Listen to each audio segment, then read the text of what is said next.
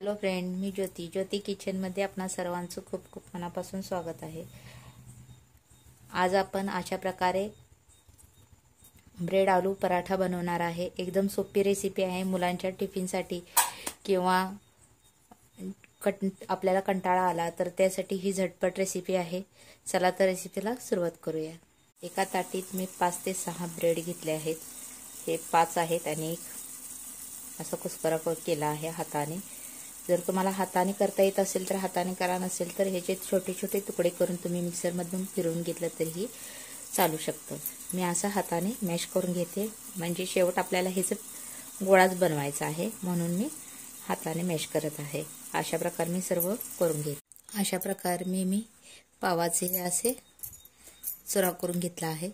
आता हे आपलं तयार झालं आहे। हे एका साईडला ठेवूया। आता एक शिजलेला बटाटा मी घेतला आहे, हा आपल्याला किसून घ्यायचा आहे।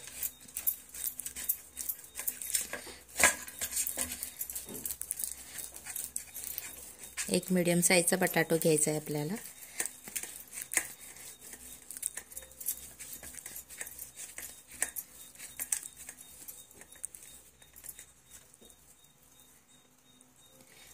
हे देखील आपलं किसून झालं आहे।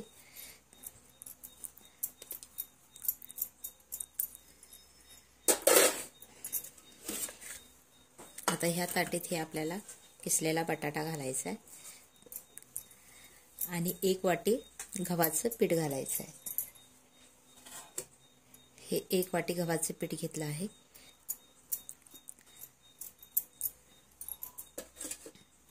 थोडा ओवा घालूया।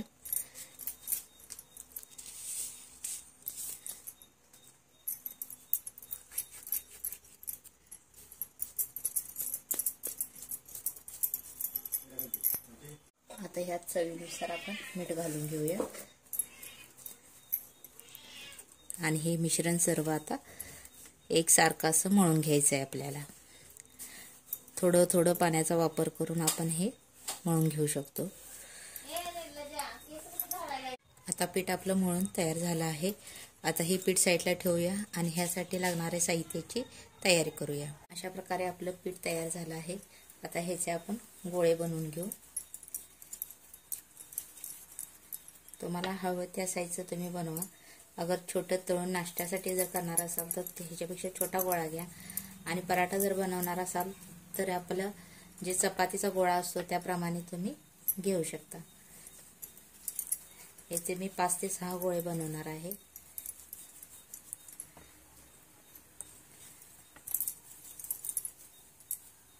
सहा गोळे बनवून तयार झाले आहेत। आता आपण हे लाटून घेऊया। एका वाटीत मी पीठ घेतलं आहे। आता ह्याला आपण लाटून घेऊया।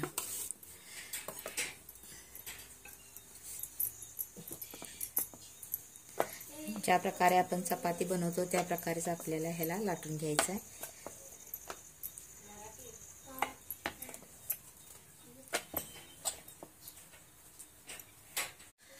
आता आपला गोळा हा लाटून पूर्ण तयार झाला आहे। आता ह्यावर आपल्याला थोडं तेल लावून घ्यायचं आहे। तेल व्यवस्थित असं पसरून घेऊया।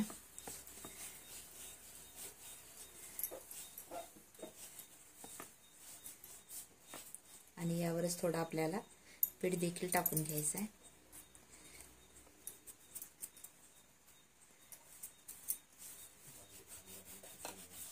पीठ देखील व्यवस्थित असं पसरून घेऊया आणि ही चिरलेली कोथिंबीर यावर अशी टाकून घेऊया आणि एकदा ह्यावरून लाटणं फिरवूया असं, म्हणजे जेणेकरून ही कोथिंबीर त्याच्यावर व्यवस्थित बसेल। आता ह्याचे असा रोल बनवूया।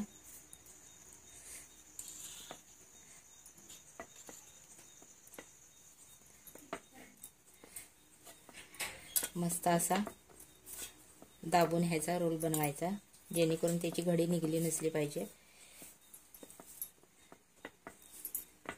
आता ह्याला आपण चाकूच्या साहाय्याने मधनं कट करून घेऊ।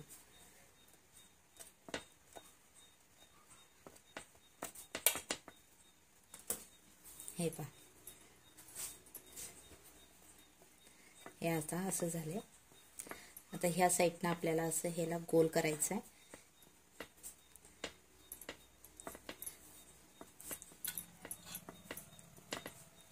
आणि ही खाली बाजू घालायची आणि असं प्रेस करून परत एकदा ह्याला आपण लाटून घेऊया.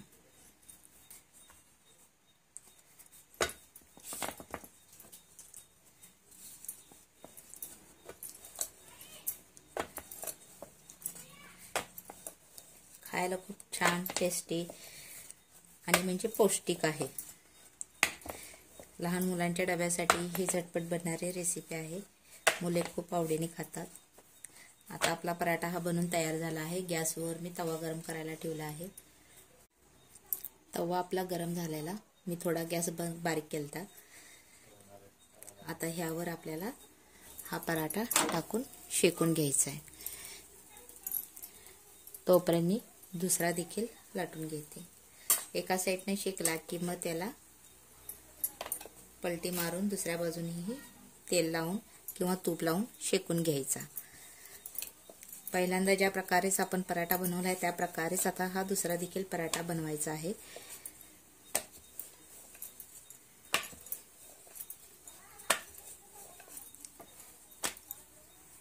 आता आपली एक बाजू भाजली असेल. आता पलटी मारून दुसरी बाजूही शेकून घेऊया आपण.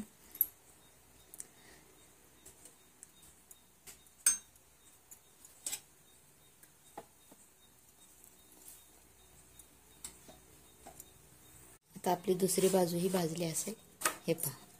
आता ह्याला आपण दोन्ही बाजूने तेल लावून घेऊ.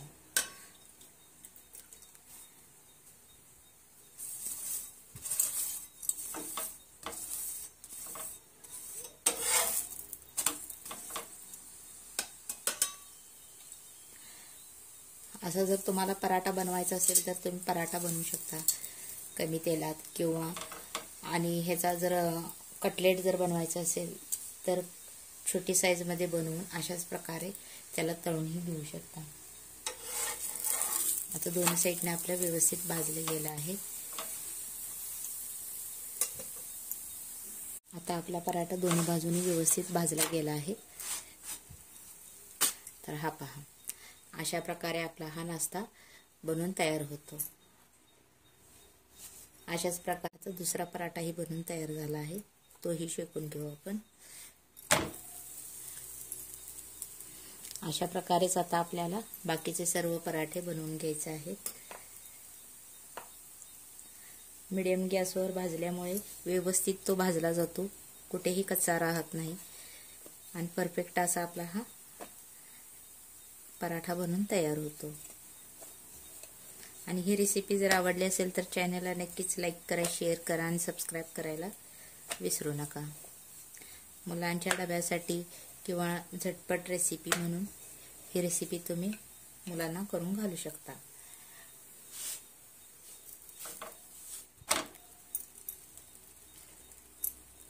अशा प्रकारे आता आपल्याला हा पराठा शेकून घ्यायचा आहे.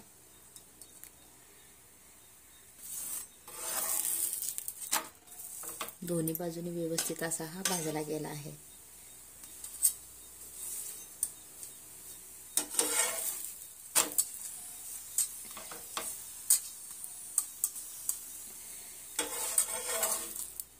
हे पहा, एकदम मस्त आणि सुंदर असा हा पराठा दिसत आहे. अशा प्रकारे आपले सर्व ब्रेड आलू पराठा बनून तयार झाला आहे. हे पहा, एकदम छान आणि मस्त असे आपले पराठे बनले आहेत. आता हे पराठे तुम्ही टोमॅटोच्या चटणीसोबत, दहीसोबत किंवा लोणच्यासोबत कशासोबतही खाऊ शकता. खायला खूप छान लागतात आणि झटपट रेसिपी आहे. ही रेसिपी आवडली असेल तर रेसिपीला लाईक करा, शेअर करा आणि सबस्क्राईब करायला विसरू नका.